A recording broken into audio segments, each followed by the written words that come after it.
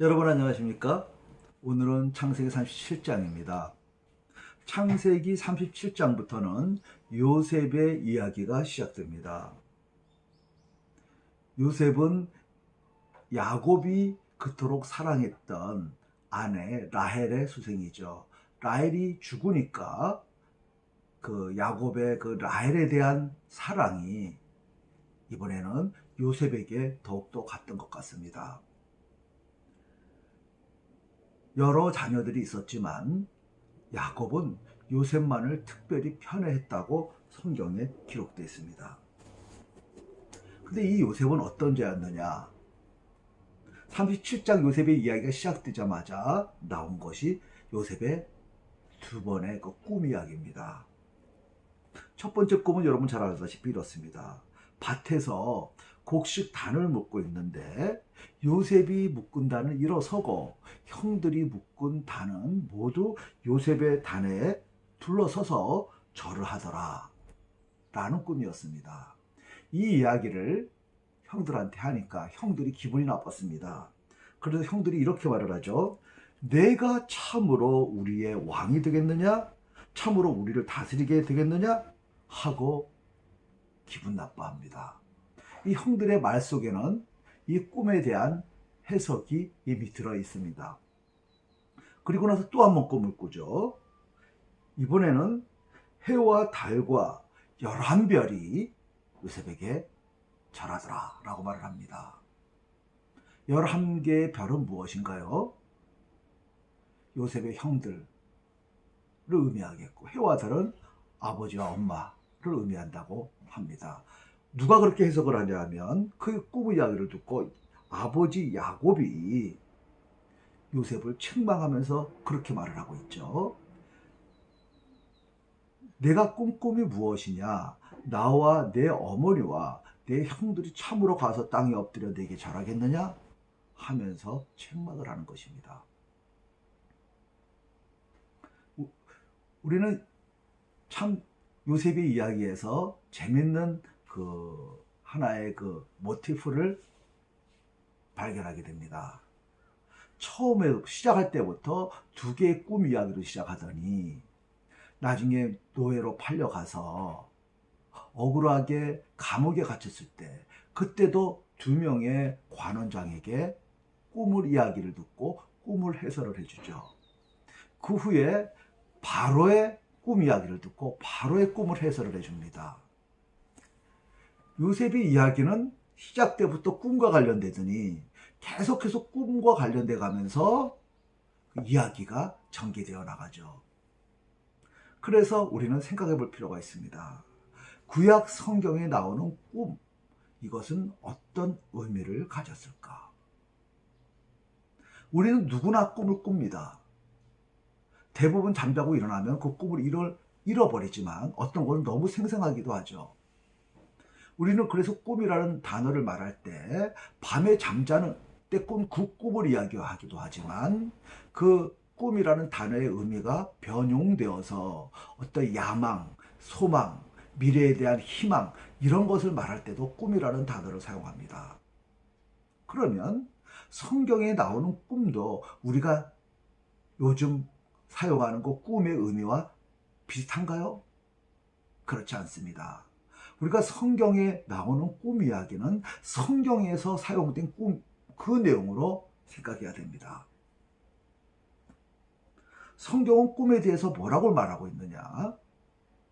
민수기 12장에 보면 이런 이야기가 나옵니다. 모세의 형 아론과 그 누나 미리암이 모세를 비방한 내용이죠. 그때 하나님께서 직접 나타나셔서 그들한테 말을 하죠. 12장 민수기 12장 6절 7절에 보면 이런 말씀을 하십니다. 이르시되 내 말을 들으라.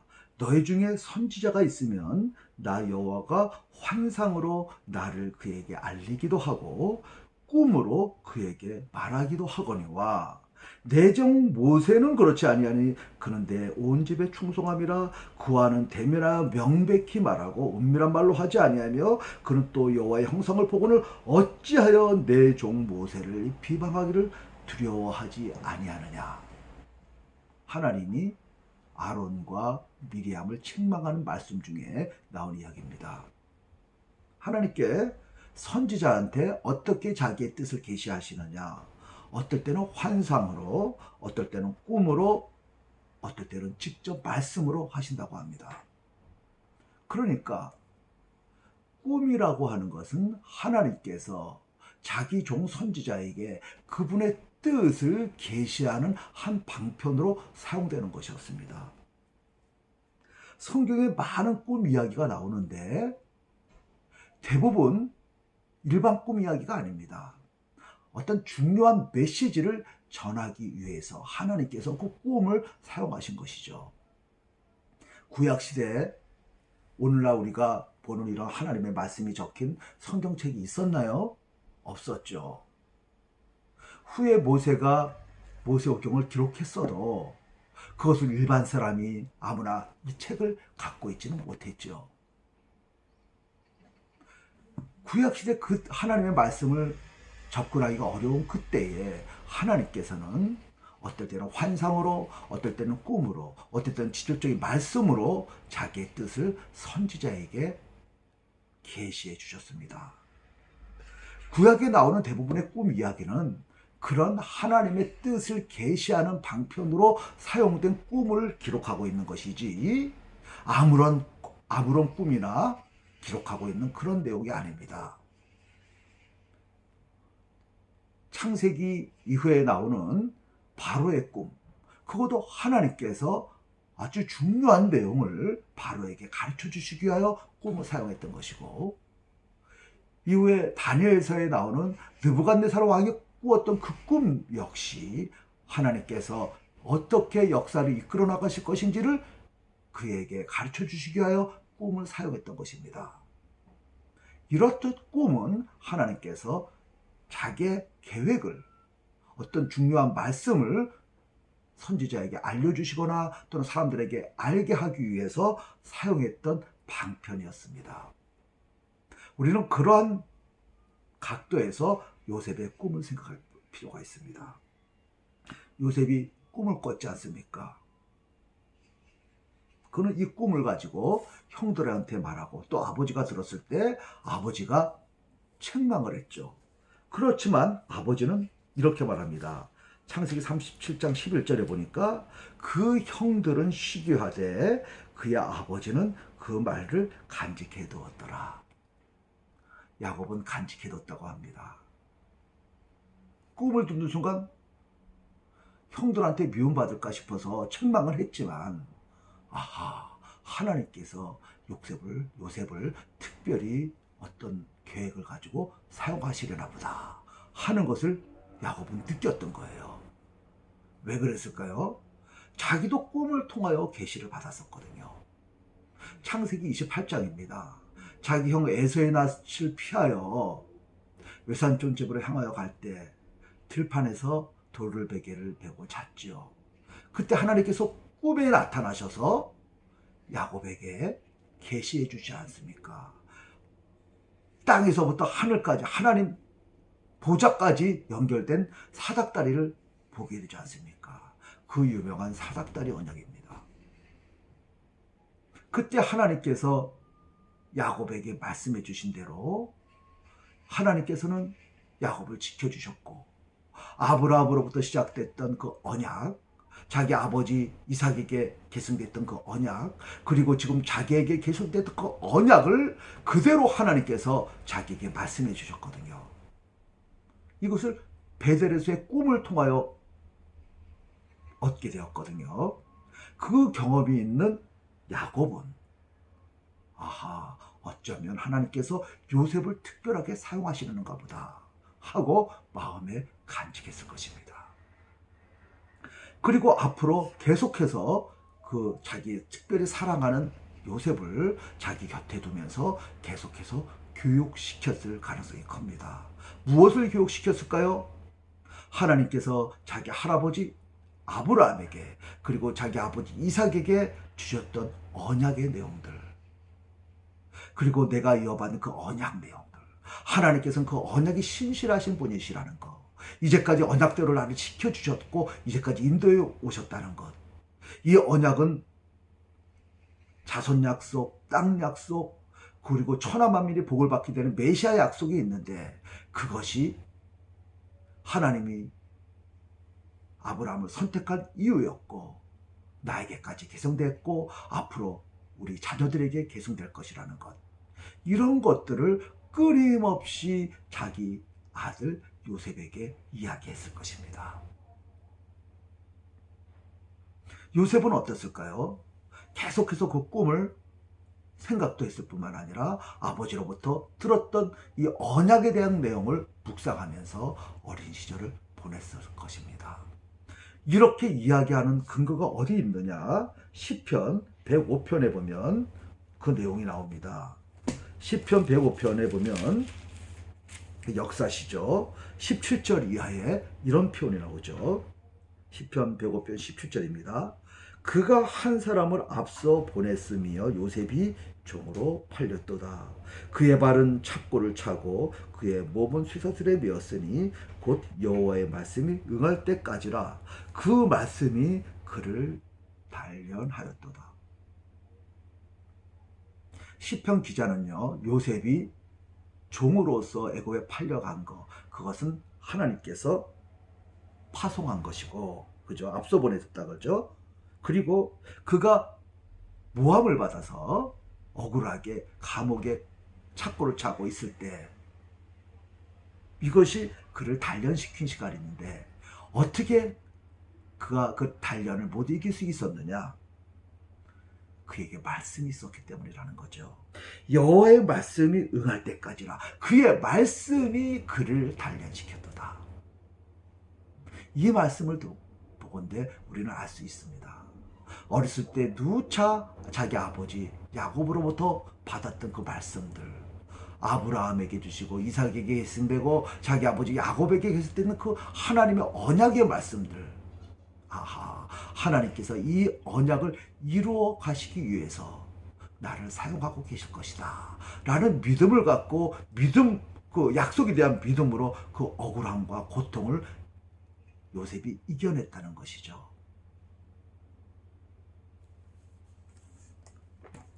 바로 그런 관점에서 우리는 요셉의 일생을 봐야 될 것입니다.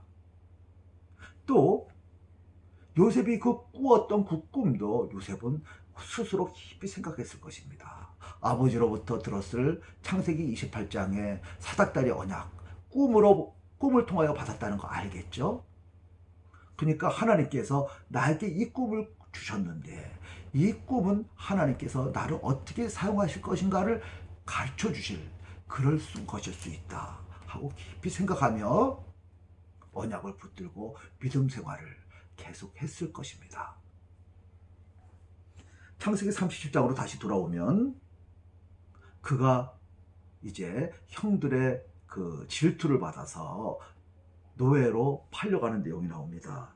여러분 잘 아시는 내용이죠. 아버지 야곱의 그 심부름으로 그 형들이 어떻게 잘하고 있나 보려고 아마 맛있는 음식이랑 싸서 가져갔을 것입니다. 멀리서 요셉이 오는 것을 보고 형들이 뭐라 그럽니까? 서로 이르되 19절입니다. 꿈꾸는 자가 오는도다. 꿈꾸는 자가 오는다다 라고 말합니다. 성경 맥락에서 보면 일종의 이것은 언어 유희 같습니다.